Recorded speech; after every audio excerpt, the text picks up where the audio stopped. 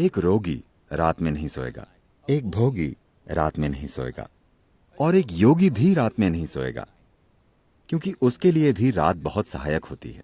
रोशनी आपको हर चीज अलग अलग करके दिखाती है। मान लीजिए लाइट चली गई।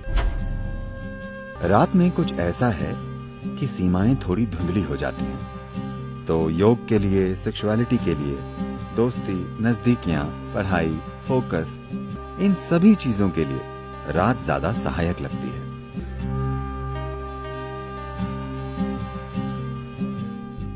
मेरा आपसे सवाल ये है कि ऐसा नहीं है कि मैंने अपने सोने और जागने का समय बदल लिया है और मैं दिन में सोती हूँ। बात बस ये है कि मैं न सिर्फ पढ़ाई बल्कि बाकी चीजें भी रात में ज्यादा कुशलता से कर पाती हूँ। मैं रात में बहुत स्फूर्ति महसूस करती हूँ। इसकी वजह क्या है? धन्यवाद। शायद आप गलत देश में हो।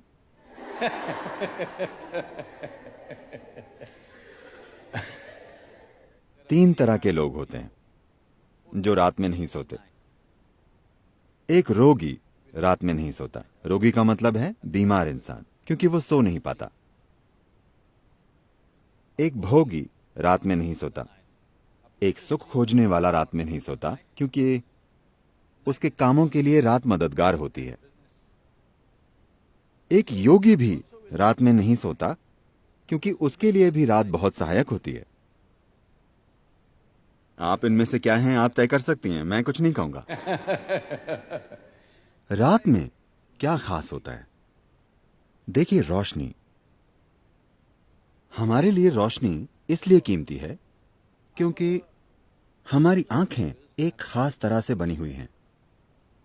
रोशनी आपको हर चीज अलग अलग करके दिखाती है। देखिए, अभी क्योंकि यहां रोशनी है, मैं इस इंसान को, इस इंसान को, इस इंसान को, इस इंसान को देख सकता हूं।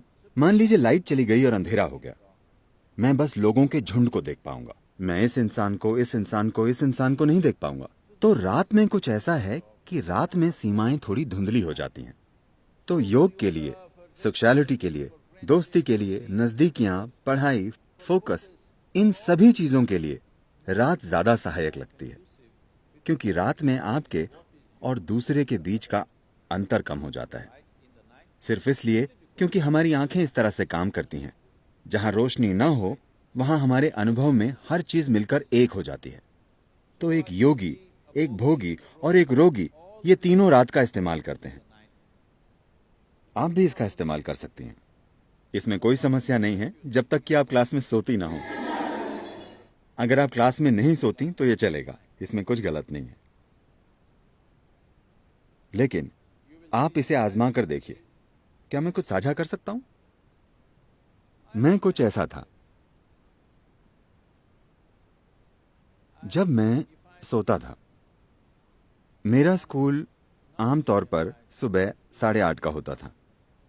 6:45 से मेरी माँ और मेरी बहनें मुझे जगाना शुरू कर देती थी। बहुत सी चीजें करनी पड़ती थी। वे मुझे बिस्तर पर उठाकर बैठा देती थी। वे आकर मेरी बाह मरोड़ती थी, ये करती थी, वो करती थी। मेरी माँ ये नरमी से करती थी, मेरी बहनें सख्ती से करती थी।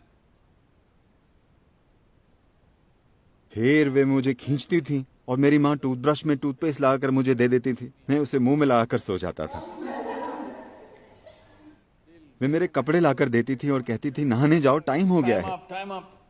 मैं बाथरूम के अंदर जाता और सो जाता।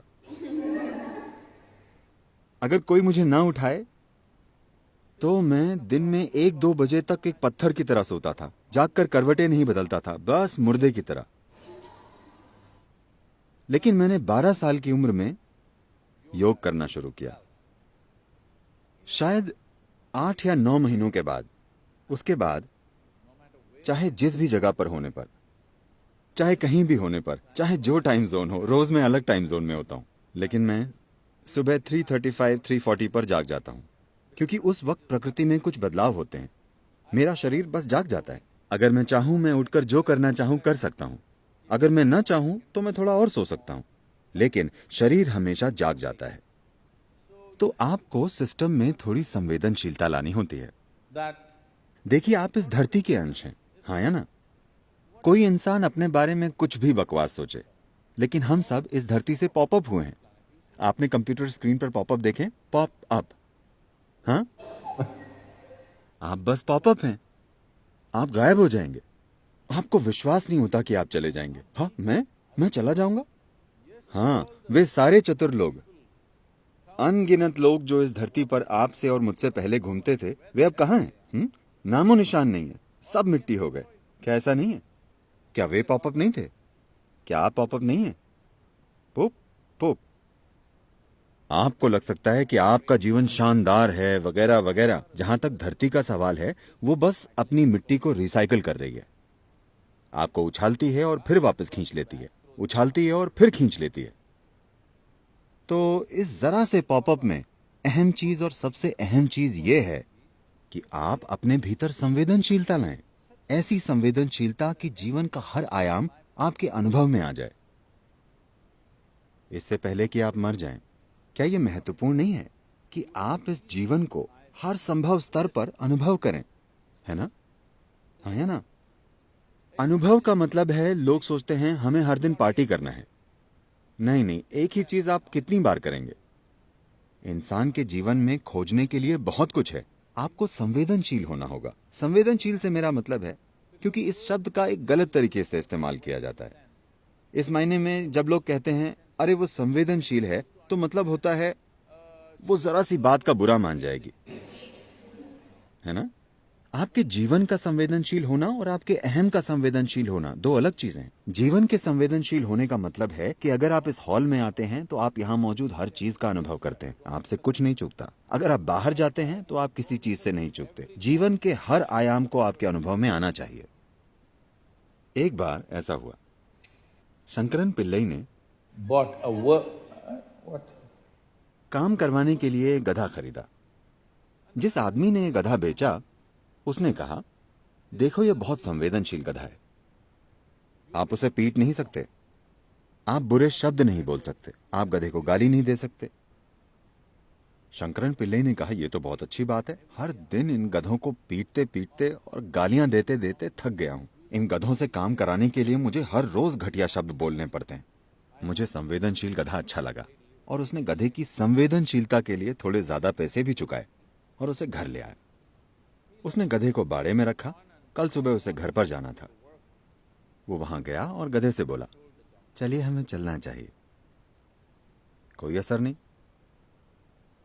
He said, please. उसने फिर कहा, कृपया चलिए। कुछ नहीं हुआ। उसने घुटनों के बल बैठकर प्रार्थना की। कुछ नहीं हुआ।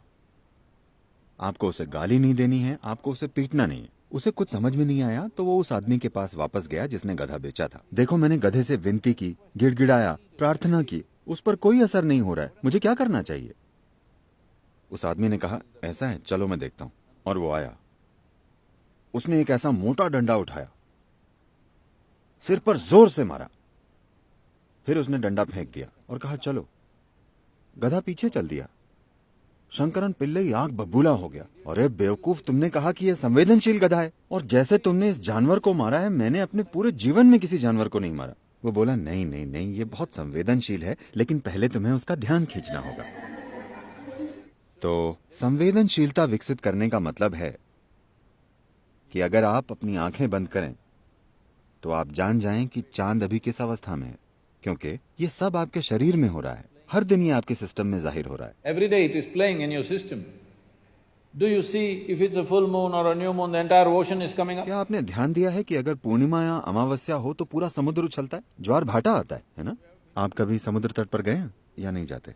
आप जाते हैं? लहरें उठती हैं। Yes. पूरा समुद्र ऊपर उठने की कोशिश कर रहा है। आपके शरीर का 72% पानी है। आपको लगता है कि कुछ नहीं उठता? ये उठता है। सूरज और चंद्रमा की हर स्थिति और कई चीजें जो धरती के साथ हो रही हैं, वो आपके साथ भी हो रही हैं। आपके जीवन को संवेदनशील बनना चाहिए, तभी आप जानेंगे कि आपके जीवन के हर पहलू को कैसे संभालें। संवेदनशील अहम मत बनाइए, अपने सामाजिक पहलू को संवेदनशील मत बनाइए। अगर आपके भीतर का जीवन संवेदनशील बन जाए और इस जीवन के साथ जो हो रहा है, अगर वो एक चीज आप जानते हैं, तो आप देखेंगे कि आपका जीपीएस ऑन हो गया है। तब कोई समस्या नहीं होगी, आप कभी खोएंगे नहीं। इससे कोई फर्क नहीं पड़ता कि कौन क्या कहता है, आप कैसे हालात में पहुंच गए हैं, आप कभी भटकेंगे नहीं, क्योंकि आपका जीवन संवेदनशील है। इस जीवन की बस यही जरूरत है कि इसे एक जीवन के रूप में संवेदनशील बनना है। अभी हमने एक ऐसा मनोवैज्ञानिक ढांचा विकसित कर लिया है जिसका जीवन से कोई लेना देना नहीं है। इसका थोड़ा सरोकार सामाजिक पहलू से है, पर जीवन से कोई लेना देना नहीं है।